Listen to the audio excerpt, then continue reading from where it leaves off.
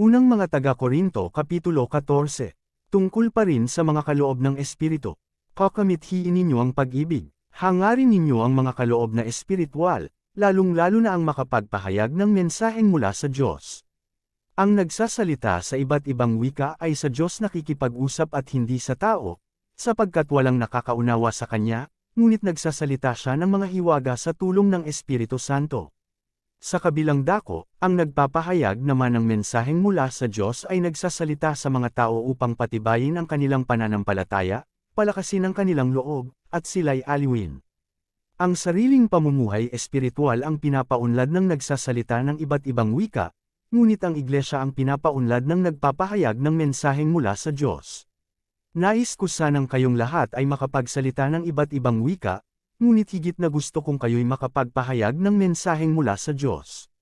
Higit na mahalaga ang nagpapahayag ng mensaheng mula sa Diyos kaysa nagsasalita sa iba't ibang mga wika, maliban na lamang kung may magpapaliwanag ng kanyang sinasabi upang makatulong sa pag-unlad ng iglesia. Kaya, mga kapatid, kung pumunta man ako riyan at magsalita sa inyo sa iba't ibang mga wika, ano ang mapapakinabang ninyo sa akin?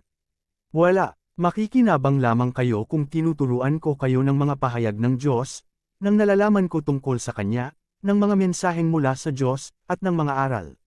Maging sa mga instrumentong walang buhay tulad ng flauta at alpa, paanong malalaman ninyo man kung ano ang tinutugtog kung hindi malinaw ang tunog ng mga nota? At kung hindi malinaw ang tunog ng trumpeta, sino ang maghahanda sa pakikipaglaban? Gayon din naman, paanong malalaman ninyo man ang nais ninyong sabihin kung magsasalita kayo sa pamamagitan ng wikang hindi naman nila nauunawaan? Para kayong nakikipag-usap sa hangin. Maraming iba't ibang wika sa daigdig, at bawat isa ay may kahulugan, ngunit kung hindi ako marunong ng wikang ginagamit ng aking kausap, hindi kami magkakaintindihan. Dahil nananabik kayo sa mga kaloob ng Espiritu, sikapin ninyong sumagana kayo sa mga kaloob na makakapagpaunlad sa iglesia. Dahil dito, kailangang manalangin ang nagsasalita ng iba't ibang mga wika na bigyan din siya ng kaloob na makapagpaliwanag nito. Kung nananalangin ako sa wikang iyan, nananalangin nga ang aking espiritu ngunit walang pakinabang ang aking pag-iisip. Ano ang dapat kong gawin? Mananalangin ako sa pamamagitan ng aking espiritu, ngunit gagamitin ko rin ang aking pag-iisip sa aking pananalangin. Ako'y aawit sa pamamagitan ng espiritu, ngunit gagamitin ko rin ang aking pag-iisip sa aking pag-awit. Kung nagpapasalamat ka sa Diyos sa pamamagitan ng Espiritu lamang, paanong makakapagsabi ng Amen ang isang taong naruroon kung hindi niya nauunawaan ang iyong sinasabi? Mabuti ang iyong pagpapasalamat, ngunit hindi nakakatulong sa pag-unlad ng buhay espiritual ng iba. Nagpapasalamat ako sa Diyos sapagkat ako'y nakakapagsalita sa iba't ibang mga wika, higit kaysa sa inyong lahat. Ngunit sa pagtitipon ng iglesia, mas gusto ko pang magsalita ng 5 katagang mauunawaan at makakapagturo sa iba, kaysa libu-libong salitang wala namang nakakaunawa. Mga kapatid, huwag kayong maging isip bata.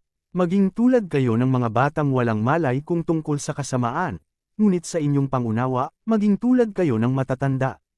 Ganito ang nakasulat sa kautusan. Sinabi ng Panginoon, magsasalita ako sa bayang ito, sa pamamagitan ng mga taong may ibang wika. Sa pamamagitan ng labi ng mga banyaga, ngunit hindi pa rin nila ako papakinggan. Kung gayon, ang kaloob na makapagsalita sa iba't ibang mga wika ay isang palatandaan para sa mga di sumasampalataya, hindi para sa mga mananampalataya.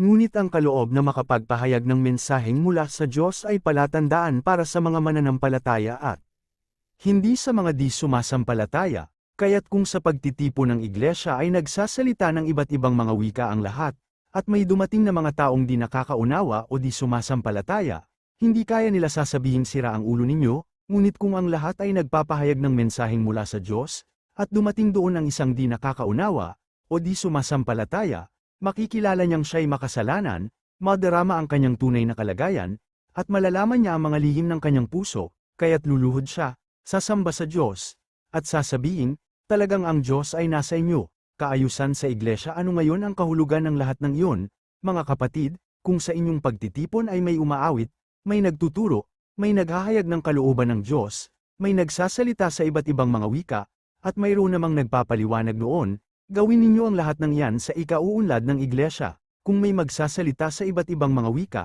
Sapat na ang 2 o 3, salit-salaitan sila, at kailangang may magpapaliwanag ng kanilang sinasabi. Ngunit kung walang magpapaliwanag, manahimik na lamang ang bawat isa at makipag-usap ng sarilinan sa Diyos.